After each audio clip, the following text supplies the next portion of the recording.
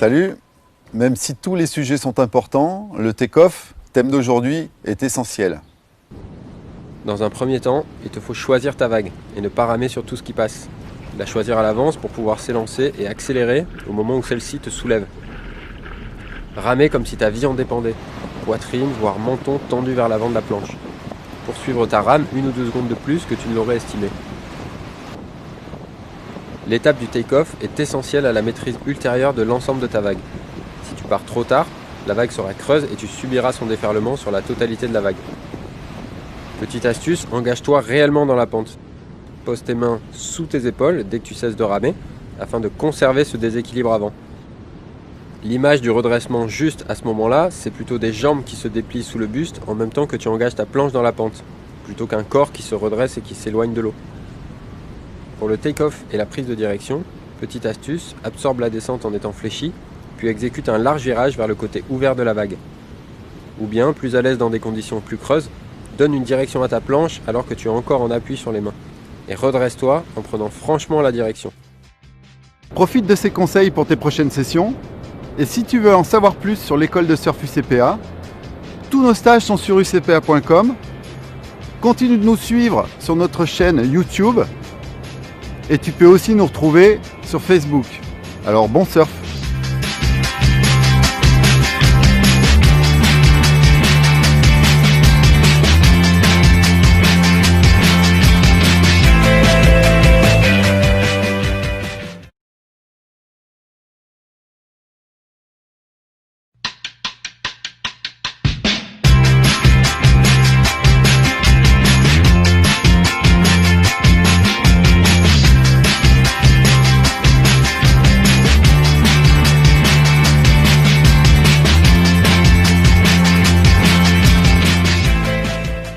Aujourd'hui, on passe aux manœuvres, et notamment la première d'entre elles, le bottom turn.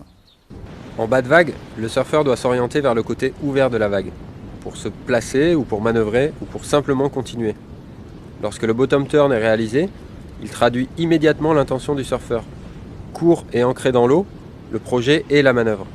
Long et progressif, le projet est de se replacer dans une zone confortable, éloignée de la partie puissante de la vague.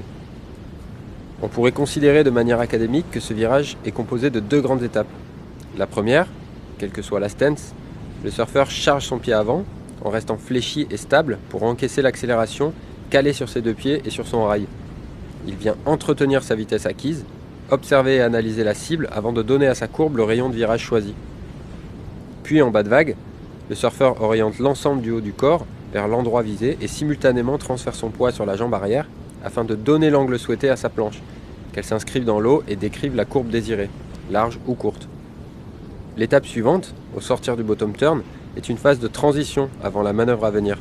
La planche est à plat sur l'eau, le poids est également réparti sur les 2 pieds, les épaules sont parallèles à l'axe de la planche. L'attitude est basse et fléchie, préparant ainsi tout type de réponse appropriée. Le bottom turn est donc un virage réalisé en bas de vague. Première phase, la descente en appui sur la jambe avant, ensuite le virage sur le rail, et enfin l'allègement dans la remontée. Profite de ces conseils pour tes prochaines mises à l'eau. Et si tu veux en savoir plus sur les stages de surf UCPA, tous nos stages surf sont sur ucpa.com.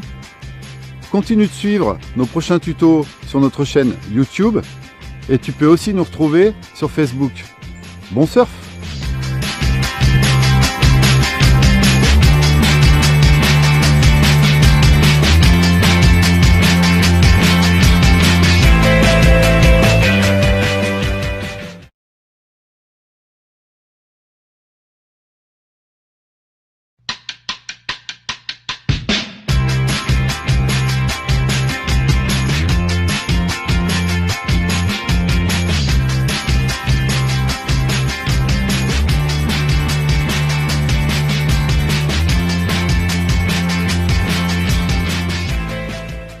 Salut! Aujourd'hui, nous parlons d'une manœuvre de base du répertoire, le roller ou top turn. Le roller ou top turn désigne un virage en haute vague. Il existe une multitude de manœuvres de haute vague, avec des appellations tout aussi importantes que confuses, suivant l'origine du surfeur, sa culture, sa génération, mais toutes désignent l'action d'aller exécuter un virage en haute vague. Cette manœuvre s'effectue forcément à la suite d'un bottom turn. Pour réaliser cette manœuvre, la situation idéale est de se présenter face à la vague en fin de bottom. Une fois en haut de vague, le surfeur fléchi devra assez rapidement orienter le haut de son corps vers le bas de la vague. Le haut du corps est moteur et surtout anticipe la future trajectoire. Le regard, puis les mains, le bassin et enfin les pieds, tout le corps s'enroule successivement pour faire un virage plus ou moins serré.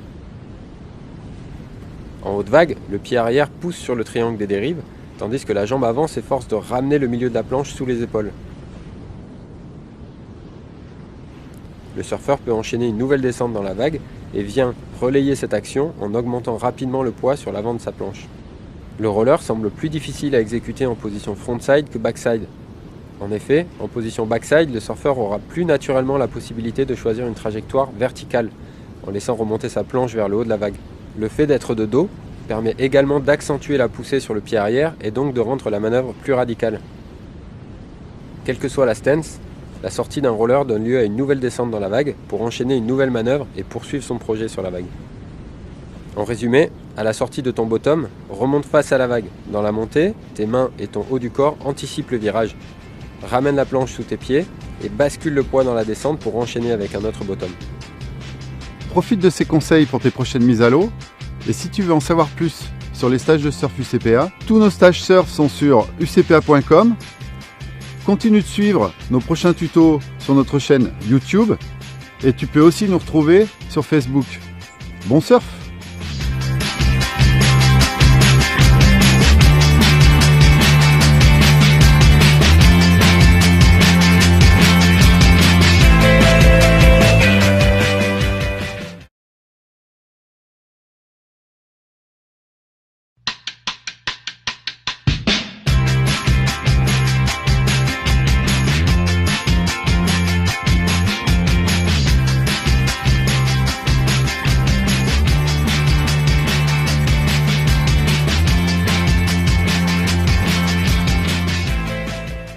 Salut, aujourd'hui nous abordons une manœuvre classique dite de replacement, le cutback. Il est important de rappeler que le jeu ou la performance sur une vague est de pouvoir parcourir la plus grande distance possible en enchaînant les courbes plutôt qu'en traçant des droites sans grand intérêt. L'idéal est de réaliser ces courbes à l'endroit offrant le plus de puissance et de verticalité. Le cutback permet de se replacer dans cette zone de puissance. Il consiste à revenir vers le point de déferlement pour trouver à nouveau l'endroit offrant le maximum d'énergie. La complexité de cette manœuvre réside dans le bon enchaînement des différentes phases constituant ce mouvement. La phase d'approche, dès le bottom turn, le surfeur doit orienter sa trajectoire de façon à venir se poser sur l'épaule de la vague. C'est pour cela qu'il fera le choix d'un bottom turn plutôt long, au transfert d'appui souple et progressif. Le surfeur doit se positionner le plus haut possible sur l'épaule de la vague afin d'avoir tout l'espace nécessaire pour décrire cette première courbe qui doit être la plus ronde possible et entretenir une certaine vitesse. La planche sur le rail, les deux jambes fléchies, l'alignement entre le haut du corps et le bas du corps donne une impression de forte pression statique sur la planche, rappelant la première phase d'un bottom turn. La phase transitoire, le surfeur est maintenant face au cœur de la vague dans une phase ascendante. Il exécute simultanément l'orientation du haut du corps, la pression sur l'appui arrière. Cette libération d'énergie, contrastant avec l'attitude plutôt statique de la phase 1, est à l'origine de cette remontée active vers le point de déferlement. Le re-entry, il exécute ici un virage en haute vague, soit sur l'axe vertical de la planche en percussion d'une éventuelle lèvre, soit en venant épouser la forme de la vague, la mousse, lors d'un déferlement moins creux, utilisant ainsi l'axe longitudinal de la planche. En résumé, 3 phases pour le cutback, le premier virage rond sur l'épaule de la vague, la remontée active en appui sur le pied arrière, et enfin le re-entry final pour rebondir et poursuivre la vague. Profite de ces conseils pour tes prochaines sessions. Et si tu veux en savoir plus sur l'école de surf UCPA, tous nos stages sont sur ucpa.com.